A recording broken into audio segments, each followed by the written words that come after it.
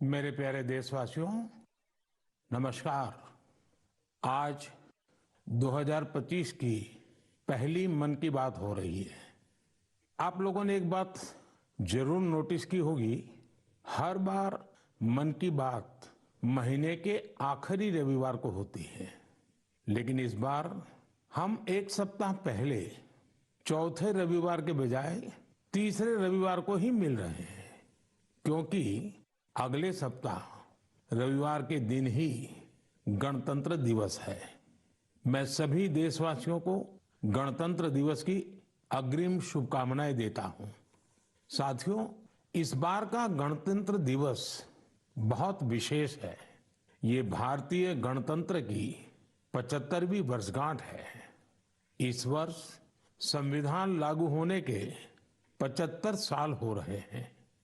मैं संविधान सभा के उन सभी महान व्यक्तित्वों को नमन करता हूं, जिन्होंने हमें हमारा पवित्र संविधान दिया। संविधान सभा के दौरान अनेक विषयों पर लंबी लंबी चर्चाएं हुई। वो चर्चाएं संविधान सभा के सदस्यों के विचार, उनकी वो वाणी हमारी बहुत बड़ी धरोहर है। आज मन की बात में मेरा प्रयास है कि आपको कुछ महान नेताओं की ओरिजिनल आवाज सुनाऊं। साथियों, जब संविधान सभा ने अपना काम शुरू किया तो बाबा साहब आम्बेडकर ने परस्पर सहयोग को लेकर एक बहुत महत्वपूर्ण बात कही थी। उनका ये संबोधन इंग्लिश में है। मैं उसका एक अंश आपको सुनाता हूं। So far as the ultimate goal is concerned, I think none of us need have any apprehensions. None of us need have any doubt. But my fear, which I must express clearly, is this. Our difficulty, as I said, is not about the ultimate future. Our difficulty is how to make the heterogeneous mess that we have today take a decision in common and march in a cooperative way on that road which is bound to lead us to unity. Our difficulty is not with regard to the ultimate. Our difficulty is with regard to the beginning. साथियों, बाबा साहब इस बात पर जोर दे रहे थे कि संविधान सभा एक साथ एक मत हो और मिलकर सर्वहित के लिए काम करे। मैं आपको संविधान सभा की एक और ऑडियो क्लिप सुनाता हूं। ये ऑडियो डॉक्टर राजेंद्र प्रसाद जी का है, जो हमारी संविधान सभा के प्रमुख थे। आइए डॉक्टर राजेंद्र प्रसाद जी को सुनते हैं। हमारा इतिहास बताता है और हमारी संस्कृति सिखाती है कि हम शांति प्रिय हैं और रहें। हमारा साम्राज्य, हमारी फतेह दूसरे तरह की रही है। हमने दूसरों को जंजीरों से, चाहे वो लोहे की हो या सोने की, कभी नहीं बांधने की कोशिश की। हमने दूसरों को अपने साथ लोहे के जंजीर से भी ज्यादा मजबूत मगर सुंदर और सुखद रेशम के धागे से बांध रखा है, और वो बंधन धर्म का है, संस्कृति का है, ज्ञान का है। हम अब भी उसी रास्ते पर चलते रहेंगे और हमारी एक ही इच्छा और अभिलाषा है। वो अभिलाषा ये है कि हम संसार में सुख और शांति कायम करने में मदद पहुंचा सकें और संसार के हाथों में सत्य और अहिंसा वो अचूक हथियार दे सकें जिसने हमें आज आजादी तक पहुंचाया है। हमारी जिंदगी और संस्कृति में कुछ ऐसा है जिसने हमें समय के थपेड़ों के बावजूद जिंदा रहने की शक्ति दी है। अगर हम अपने आदर्शों को सामने रखे रहेंगे तो हम संसार की बड़ी सेवा कर पाएंगे। साथियों, डॉक्टर राजेंद्र प्रसाद जी ने मानवीय मूल्यों के प्रति देश की प्रतिबद्धता की बात कही थी। अब मैं आपको डॉक्टर श्यामा प्रसाद मुखर्जी की आवाज सुनाता हूं। उन्होंने अवसरों की समानता का विषय उठाया। डॉक्टर श्यामा प्रसाद मुखर्जी ने कहा था, I hope, sir, that we shall go ahead with our work in spite of all difficulties and thereby help to create that great India, which will be the motherland of not this community or that, not this class of it, but of every person, man, woman, and child inhabiting in this great land, irrespective of race, caste, creed, or community. Everyone to have an equal opportunity so that he or she can develop himself and herself according to the best talent and serve the great common motherland of the earth. साथियों, मुझे उम्मीद है आपको भी संविधान सभा की debate से ये ओरिजिनल ऑडियो सुनकर अच्छा लगा होगा। हम देशवासी को इन विचारों से प्रेरणा लेकर ऐसे भारत के निर्माण के लिए काम करना है जिस पर हमारे संविधान निर्माताओं को भी गर्व हो। साथियों, गणतंत्र दिवस से एक दिन पहले 25 जनवरी को नेशनल वोटर्स डे है। ये दिन इसलिए अहम है क्योंकि इस दिन भारतीय निर्वाचन आयोग की स्थापना हुई थी। इलेक्शन कमीशन, हमारे संविधान निर्माताओं ने संविधान में हमारे चुनाव आयोग को लोकतंत्र में लोगों की भागीदारी को बहुत बड़ा स्थान दिया है। देश में जब 1951-52 में पहली बार चुनाव हुए तो कुछ लोगों को संशय था कि क्या देश का लोकतंत्र जीवित रहेगा, लेकिन हमारे लोकतंत्र ने सारी आशंकाओं को गलत साबित किया। आखिर भारत मदर ऑफ डेमोक्रेसी है। बीते दशकों में भी देश का लोकतंत्र सशक्त हुआ है, समृद्ध हुआ है। मैं चुनाव आयोग का भी धन्यवाद दूंगा जिसने समय समय पर हमारी मतदान प्रक्रिया को आधुनिक बनाया है, मजबूत किया है। आयोग ने जनशक्ति को और शक्ति देने के लिए तकनीकी शक्ति का उपयोग किया। मैं चुनाव आयोग को निष्पक्ष चुनाव के उनके कमिटमेंट के लिए बधाई देता हूं। मैं देशवासियों से कहूंगा कि वो ज्यादा से ज्यादा संख्या में अपने मत के अधिकार का उपयोग करें, हमेशा करें और देश के डेमोक्रेटिक प्रोसेस का हिस्सा भी बने और इस प्रोसेस को सशक्त भी करें। मेरे प्यारे देशवासियों, प्रयागराज में महाकुंभ का श्री गणेश हो चुका है। चिरस्मरणीय जन सैलाब, अकल्पनीय दृश्य और समता समरसता का असाधारण संगम। इस बार कुंभ में कई दिव्य योग भी बन रहे हैं। कुंभ का ये उत्सव विविधता में एकता का उत्सव मनाता है। संगम की रेती पर पूरे भारत के, पूरे विश्व के लोग जुड़ते हैं। हजारों वर्षों से चली आ रही इस परंपरा में कहीं भी कोई भेदभाव नहीं, जातिवाद नहीं। इसमें भारत के दक्षिण से लोग आते हैं, भारत के पूर्व और पश्चिम से लोग आते हैं। कुंभ में गरीब अमीर सब एक हो जाते हैं। सब लोग संगम में डुबकी लगाते हैं, एक साथ भंडारों में भोजन करते हैं, प्रसाद लेते हैं। तभी तो कुंभ एकता का महाकुंभ है। कुंभ का आयोजन हमें ये भी बताता है कि कैसे हमारी परंपराएं पूरे भारत को एक सूत्र में बांधती हैं। उत्तर से दक्षिण तक मान्यताओं को मानने के तरीके एक जैसे ही हैं। एक तरफ प्रयागराज, उज्जैन, नासिक और हरिद्वार में कुंभ का आयोजन होता है, वैसे ही दक्षिण भूभाग में गोदावरी, कृष्णा, नर्मदा और कावेरी नदी के तटों पर पुष्करम होते हैं। ये दोनों ही पर्व हमारी पवित्र नदियों से, उनकी मान्यताओं से जुड़े हुए हैं। इसी तरह कुंभकोणम से तिरुक्कड़ियूर, कुड़वासल से तिरुचेरै अनेक ऐसे मंदिर हैं जिनकी परंपराएं कुंभ से जुड़ी हुई हैं। साथियों, इस बार आप सब ने देखा होगा कि कुंभ में युवाओं की भागीदारी बहुत व्यापक रूप में नजर आती है।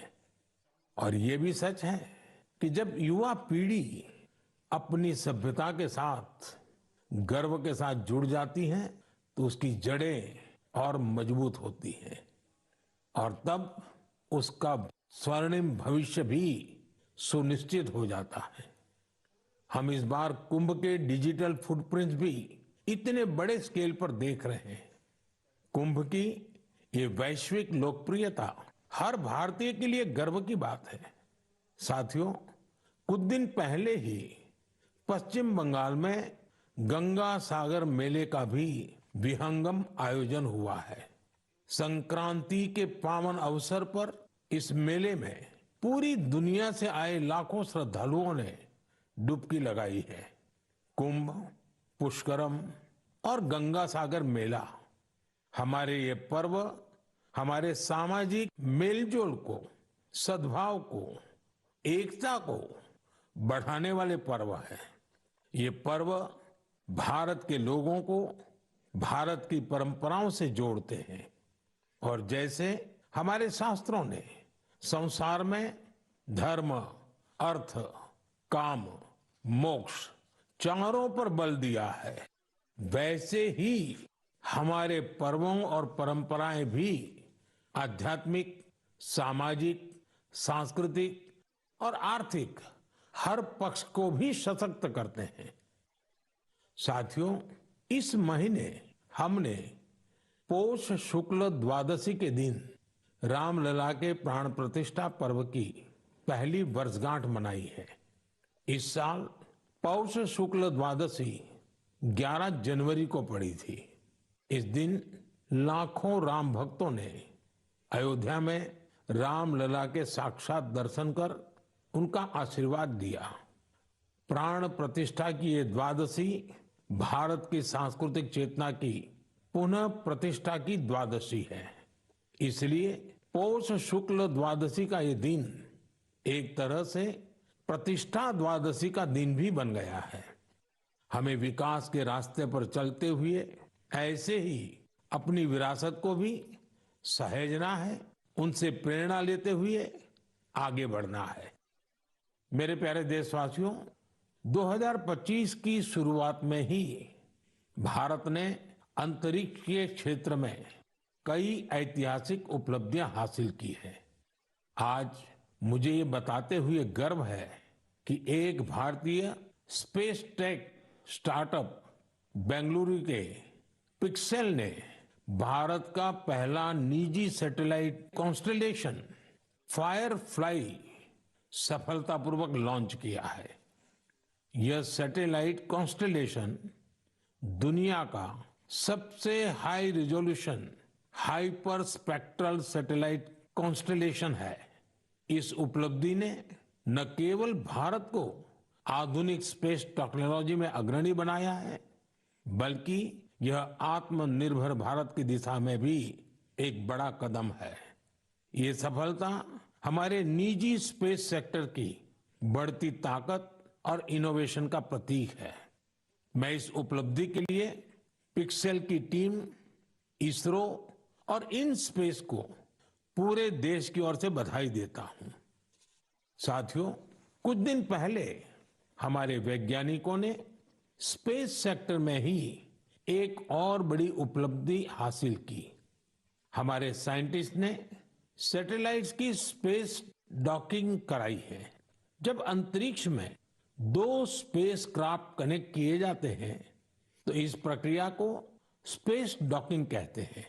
यह तकनीक अंतरिक्ष में स्पेस स्टेशन तक सप्लाई भेजने और क्रू मिशन के लिए अहम है। भारत ऐसा चौथा देश बना है जिसने ये सफलता हासिल की है। साथियों, हमारे वैज्ञानिक अंतरिक्ष में पौधे उगाने और उन्हें जीवित रखने के प्रयास भी कर रहे हैं। इसके लिए इसरो के वैज्ञानिकों ने लोबिया के बीज को चुना।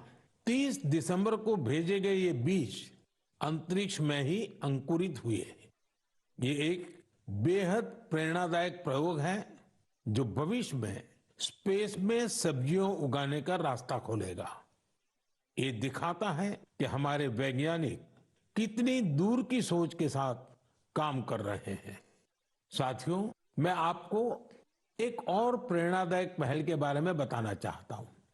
आईआईटी मद्रास का एक्सटेम केंद्र अंतरिक्ष में मैन्युफैक्चरिंग के लिए नई तकनीकों पर काम कर रहा है।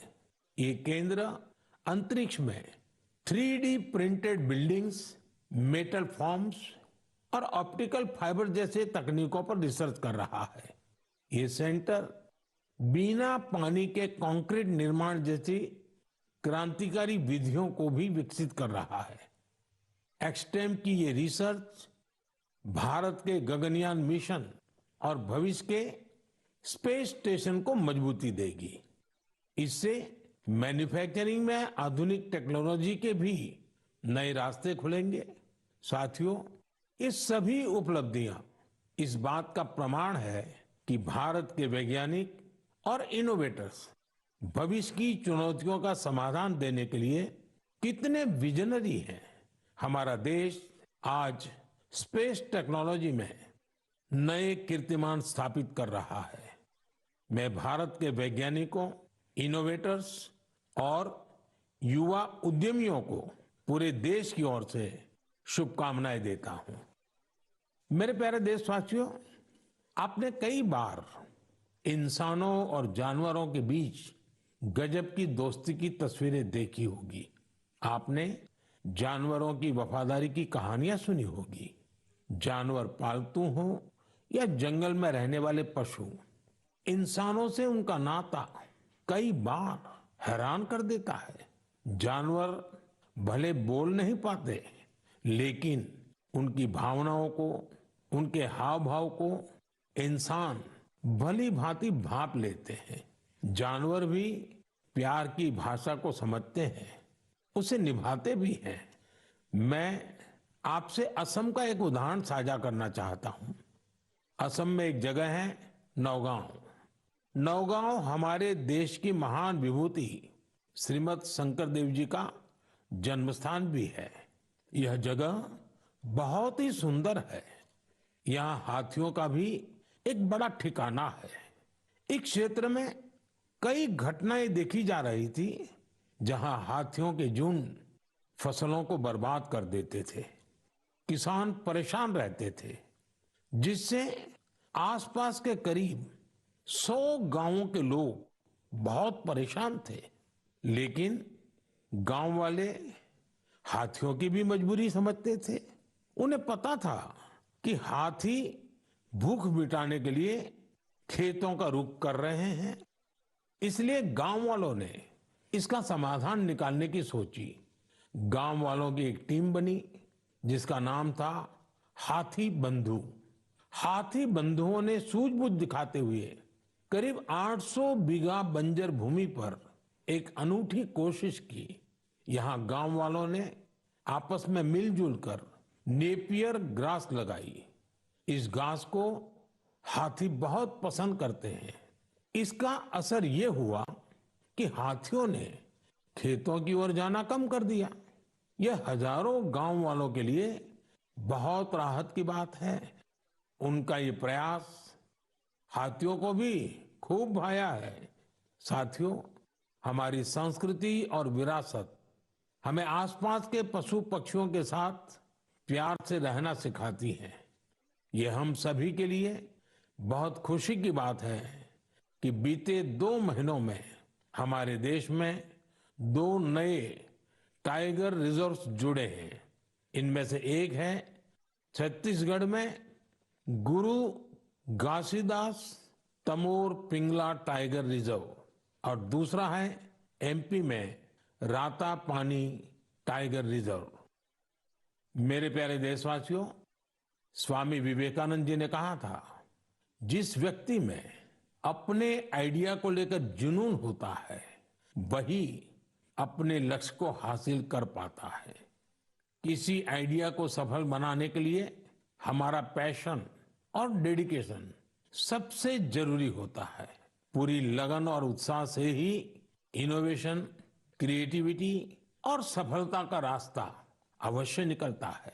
कुछ दिन पहले ही स्वामी विवेकानंद जी की जयंती पर मुझे विकसित भारत यंग लीडर्स डायलॉग का हिस्सा बनने का सौभाग्य मिला।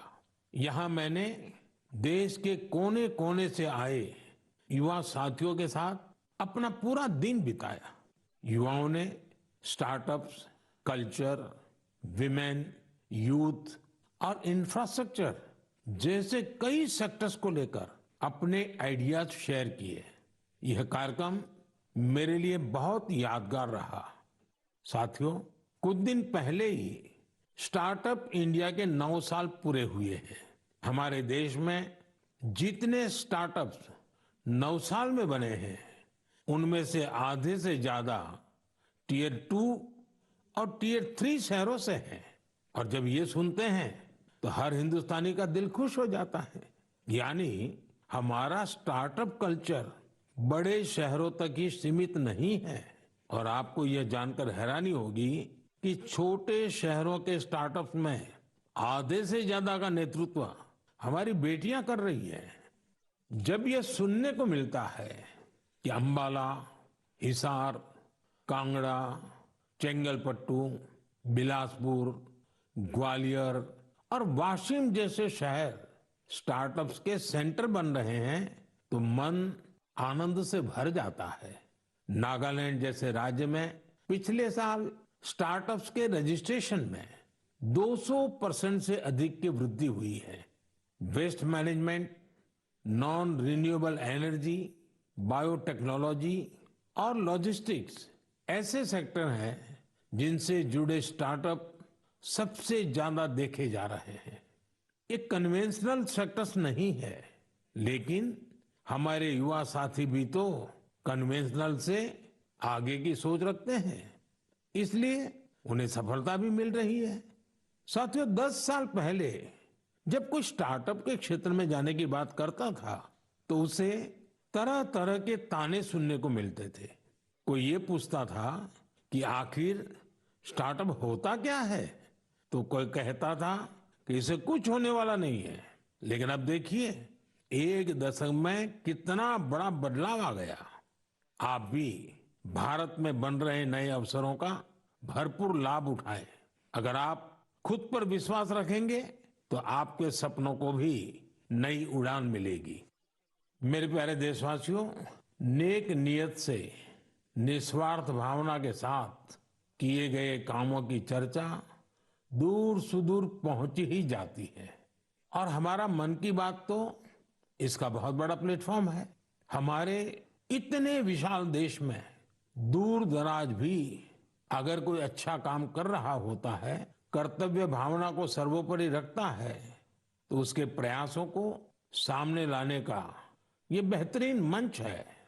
अरुणाचल प्रदेश में दीपक नाबाम जी ने सेवा की अनूठी मिसाल पेश की है। दीपक जी यहाँ लिविंग होम चलाते हैं, जहाँ मानसिक रूप से बीमार, शरीर से असमर्थ लोगों और बुजुर्गों की सेवा की जाती है।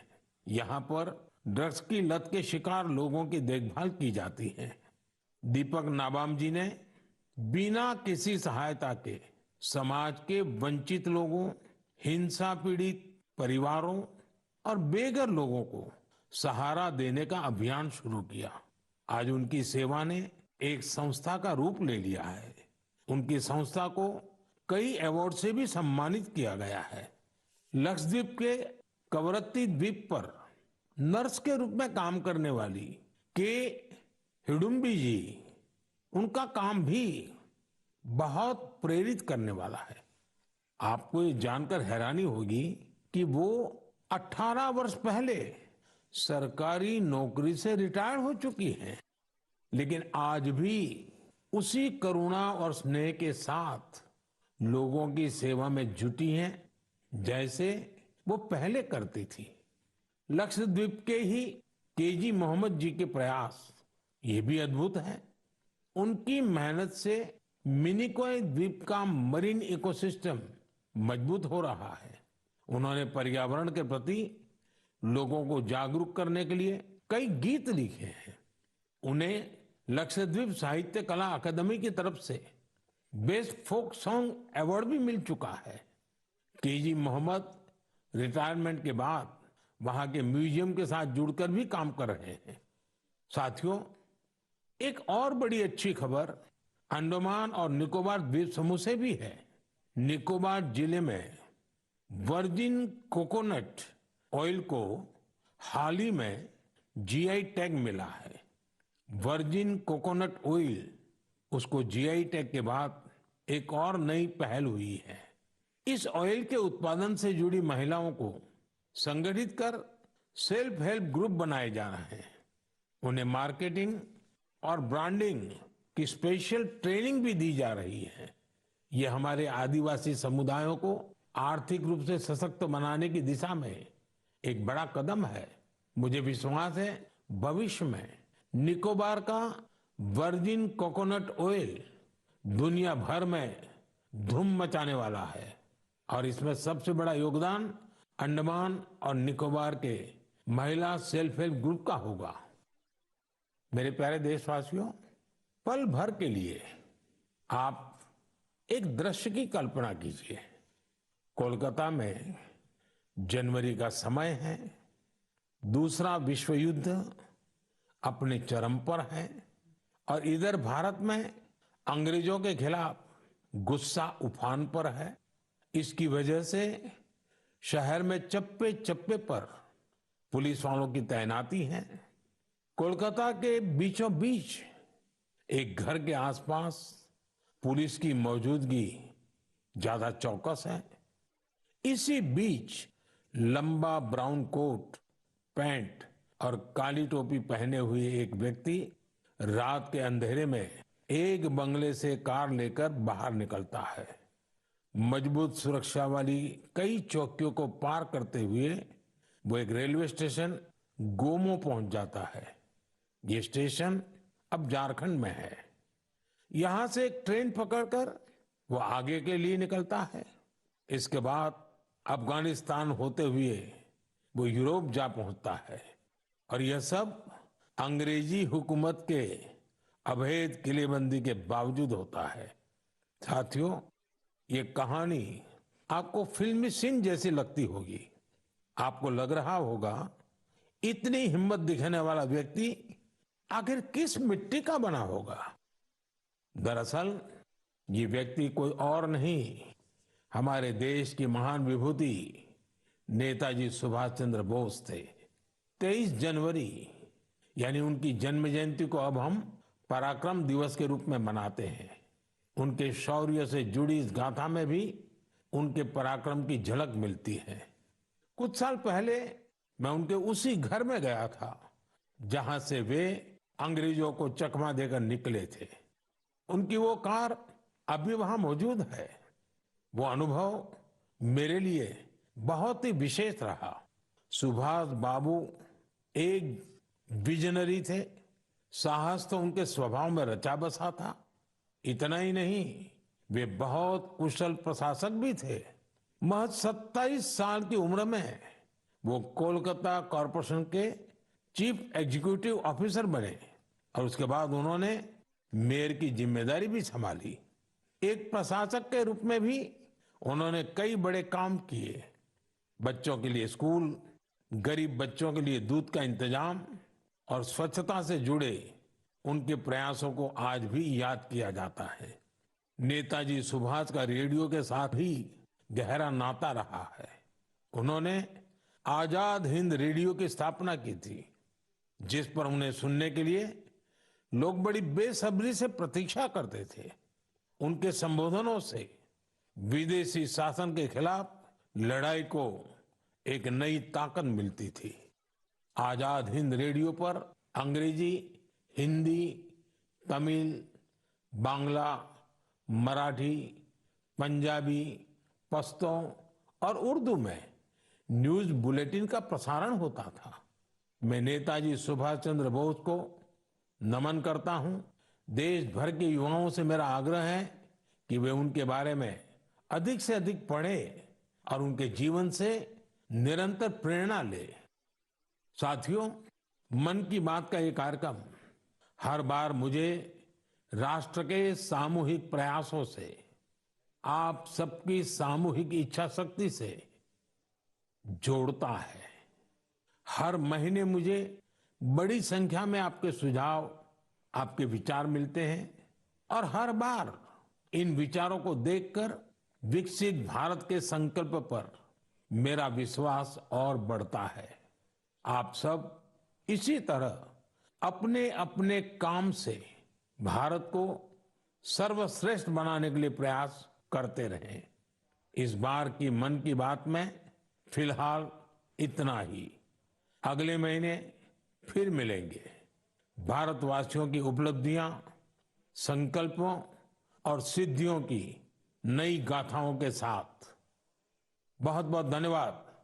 नमस्कार।